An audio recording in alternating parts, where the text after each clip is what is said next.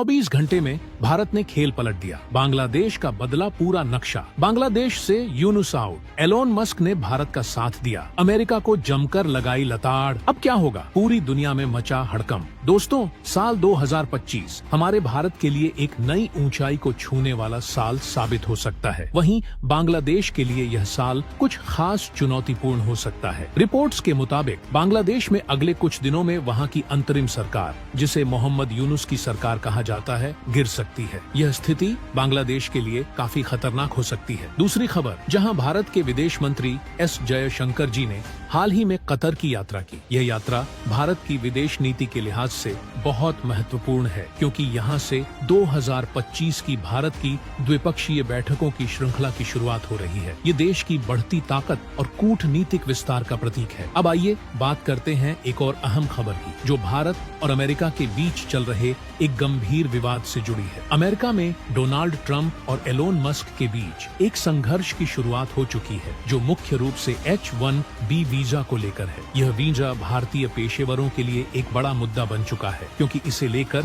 भारत के लोगों को अक्सर भेदभाव का सामना करना पड़ता है। और अंत में एक और खबर, जो भारत और यूनाइटेड किंगडम यूके से जुड़ी है। यूके ने अपने नागरिकों के लिए एक स्पेशल एडवाइजरी जारी की है, खासकर उन लोगों के लिए जो भारत में सैटेलाइट फोन लेकर आते हैं। ये कदम भारत की सुरक्षा और कूटनीतिक स्थिति को लेकर उठाए गए महत्वपूर्ण निर्णयों में से एक है। अगर आपको हमारी इस नई सीरीज में दिलचस्पी आ रही है तो वीडियो को लाइक करें। फिलहाल बांग्लादेश से जो खबरें सामने आ रही हैं, वो किसी बड़े बदलाव की ओर इशारा कर रही हैं। साल 2025 के शुरुआती महीनों में ही बांग्लादेश में एक बार फिर तख्ता पलट की संभावना जताई जा रही है। इसके पीछे की वजह एक बड़ा आयोजन है, जो ढाका में शहीद मीनार पर होने वाला है। इस आयोजन का मास्टरमाइंड कोई और नहीं बल्कि मोहम्मद यूनुस के कुछ छात्र नेता माने जा रहे हैं। ये आयोजन यूनुस के खिलाफ खड़ा हो सकता है, क्योंकि उन्होंने संविधान में बदलाव की कस्में खाई हैं। बांग्लादेश का संविधान, जो विभिन्न समुदायों की मदद के लिए बनाए गए नियमों को शामिल करता है, उसे भी बदलने की तैयारी की जा रही है। ये बदलाव न केवल बांग्लादेश की पहचान पर सवाल खड़ा करता है, बल्कि देश के भविष्य को भी प्रभावित कर सकता है। बताया जा रहा है कि मोहम्मद यूनुस और उनके सलाहकारों ने इस सभा में करीब 30 लाख लोगों को जुटाने का प्लान बनाया है, जिसमें कट्टरपंथी संगठनों जैसे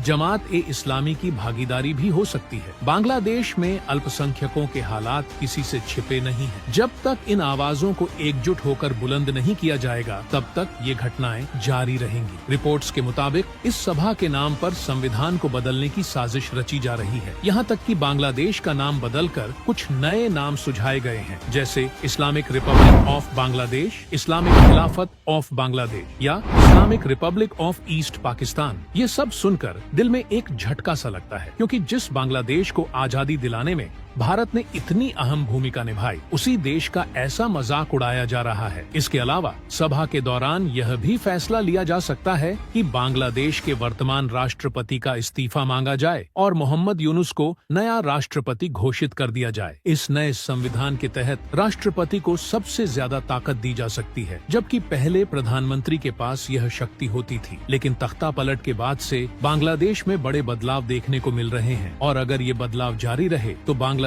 की सूरत पूरी तरह बदल सकती है। आपकी इस खबर पर क्या राय है, हमें जरूर बताइए और इस बड़े बदलाव के बारे में सोचिए। अब बात करते हैं एक और अहम खबर की, जो भारत के विदेश मंत्री एस जयशंकर जी की कतर यात्रा से जुड़ी है। यह यात्रा 2025 की शुरुआत में भारत की द्विपक्षीय वार्ताओं की नई श्रृंखला का पहला कदम मानी जा रही है। इस साल भारत ने लगभग सभी देशों के साथ मीटिंग्स करने का एक बड़ा लक्ष्य तय किया है, और हर महीने एक नए देश के साथ ऐसी कूटनीतिक मुलाकातें होती रहेंगी। जयशंकर जी की इस यात्रा के दौरान भारत और कतर के बीच कई महत्वपूर्ण चर्चाएं हुई, खासकर ऊर्जा के क्षेत्र में। कतर, जो भारत का सबसे बड़ा LNG लिक्विडाइज्ड नेचुरल गैस सप्लायर है, उसके साथ कुछ बड़े फैसले लेने की योजना बनाई जा रही है। अभी तक इस संबंध में कोई विस्तृत रिपोर्ट सामने नहीं आई है, लेकिन जल्द ही ये जानकारी सार्वजनिक की जाएगी। 2024 में भी भारत और कतर के बीच कई अहम समझौते हुए थे। उदाहरण के तौर पर फरवरी 2024 में दोनों देशों ने $78 अरब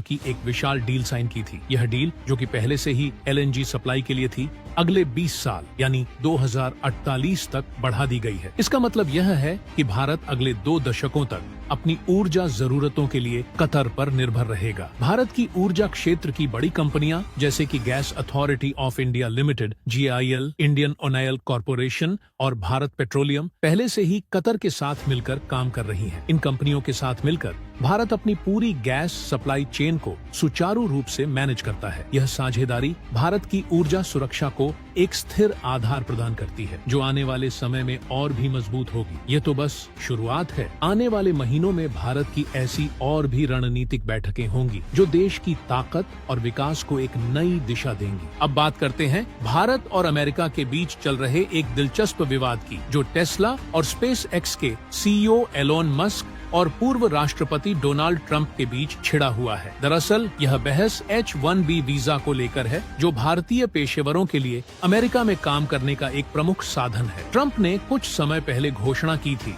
कि H-1B वीजा में बड़े बदलाव किए जाएंगे और इसके प्रोसेस को संशोधित करके अमेरिका में पूंजीवाद को बढ़ावा दिया जाएगा। H-1B वीजा की सरल व्याख्या करें तो यह वह प्रक्रिया है जिसके तहत अमेरिकी कंपनियां दूसरे देशों से स्किल्ड लेबर लाकर उन्हें कम वेतन पर काम देती हैं। वहीं अगर अमेरिकी नागरिकों को ये नौकरियां दी जाएं, तो उन्हें न्यूनतम वेतन की तुलना में ज्यादा भुगतान करना पड़ता है। इसी वजह से बाहरी देशों से आने वाले कामगार अमेरिका में ज्यादा नौकरियां ले पाते हैं और इस पर ट्रंप की नाराजगी है। कुछ समय पहले तक एलोन मस्क, जो ट्रंप का समर्थन कर रहे थे, भी H-1B वीजा के खिलाफ थे। उनका तर्क था कि अमेरिका के नागरिकों को नौकरियां नहीं मिल पा रही हैं। लेकिन अब मस्क इस वीजा प्रक्रिया के समर्थन में खड़े हो गए हैं, क्योंकि उन्हें एहसास हुआ कि अगर इसी तरीके से चलता रहा तो भारतीय समुदाय का अमेरिका में प्रभाव और बढ़ सकता है और यह ट्रंप के लिए राजनीतिक खतरा हो सकता है। भारतीय प्रवासी अमेरिका के अंदर बहुत बड़ा योगदान देते हैं, खासकर आर्थिक स्तर पर। अमेरिकी कर प्रणाली में भारतीयों का योगदान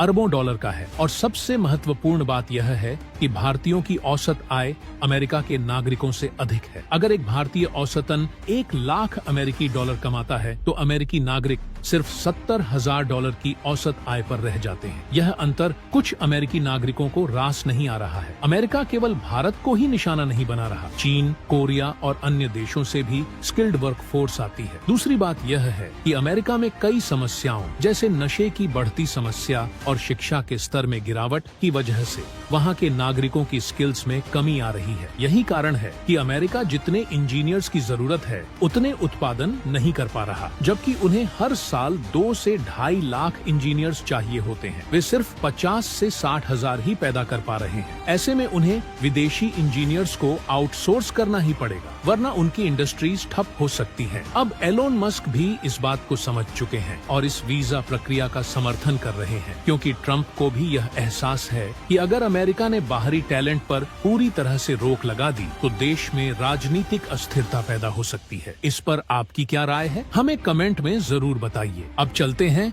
आखिरी और बेहद महत्वपूर्ण खबर की ओर, जो भारत और यूनाइटेड किंगडम UK से जुड़ी है। ब्रिटिश सरकार ने हाल ही में अपने नागरिकों के भारत यात्रा के नियमों में कुछ बदलाव किए हैं। इस नए फैसले के तहत जो भी ब्रिटिश नागरिक भारत आ रहे हैं उन्हें बिना उचित लाइसेंस के सैटेलाइट फोन लाने की अनुमति नहीं होगी। अब आप सोच सकते हैं कि सैटेलाइट फोन और नॉर्मल फोन में क्या फर्क है, लेकिन असल में यह बहुत बड़ा बदलाव है। सैटेलाइट फोन के जरिए आप किसी भी देश से किसी भी प्रकार की गुप्त बातचीत कर सकते हैं और यह संचार भारतीय खुफिया एजेंसियों द्वारा ट्रैक नहीं किया जा सकता। यही कारण है कि आतंकवादी भी इनका बड़े पैमाने पर इस्तेमाल करते रहे हैं। भारत ने भी इस मुद्दे पर सख्ती से अपनी चिंता जताई थी और संभवतः इस दबाव के बाद ही ब्रिटिश सरकार ने यह महत्वपूर्ण कदम उठाया है। ये फैसला न केवल भारत की सुरक्षा को ध्यान में रख कर लिया गया है, बल्कि यह सुनिश्चित करता है कि गलत तत्व भारत की धरती पर ऐसी तकनीक का दुरुपयोग न कर सके। तो आप इस खबर पर क्या सोचते हैं? अपनी राय कमेंट में जरूर बताएं। जय हिंद, जय भारत।